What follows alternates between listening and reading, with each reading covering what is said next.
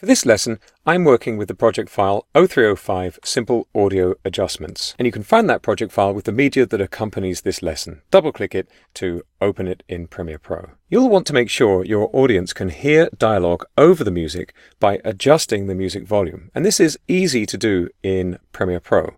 Remember, a music clip behaves in just the same way as a video clip in Premiere Pro, but you'll be putting the clip onto an audio track, not to a video track. Here's a piece of music, and just under it we've got some voiceover. Let's have a listen.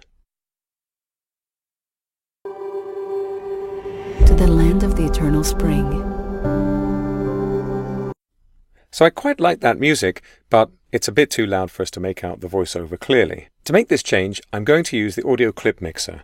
You'll notice at the bottom of the audio clip mixer we've got some names. A1, which is audio 1, A2, which is audio 2, and so on.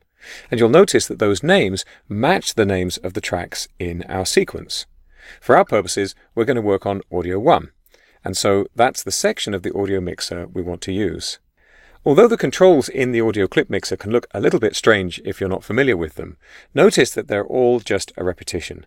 Everything for audio 1 is the same as everything for audio 2, and so on. So learn one and you've learned all of them. I'm going to adjust the audio level for the music by dragging this fader control, and I'm going to pull this down quite a bit, maybe down to -12. Let's have a listen to that. To the land of the eternal spring.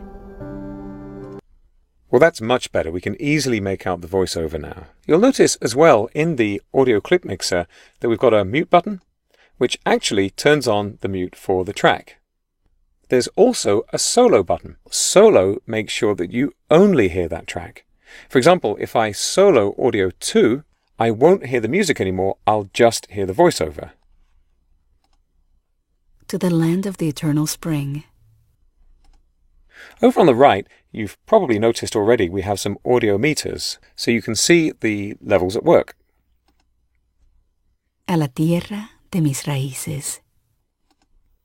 You might decide to have vocals come from different directions, and this is easy to do using the audio pan control, which adjusts the balance for the clip. That's the balance of the audio between the left and the right speakers or headphones that you're listening on.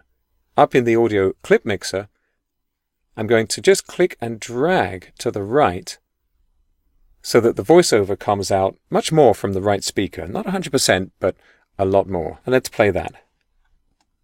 To the people of the corn, who built towering cities of light. You probably saw on the meter that the right channel is louder now than the left channel. I'm going to reset that by adjusting this number under the pan control. And anywhere in Premiere Pro that you see blue numbers like this, you can click and drag, as I am now, or you can click and type. A single click will select the number. I'm going to type in a 0 and press enter, and I've now reset the pan control. The audio clip mixer is based on clips. So if I had more audio clips on the timeline in my sequence, whichever clip the playhead was over would be the one that I would be adjusting. It's pretty subtle, but you can probably make out in the music clip where I've lowered the volume, this line across the middle of the clip has been dropped to a low level. And if you watch that line while I drag the fader up, there. When you release the fader, the line moves to indicate the new volume for the clip. So you have a visual reference on the clip as well as looking at the audio clip mixer. So that's how you can easily adjust audio level and pan for clips in a sequence in Adobe Premiere Pro.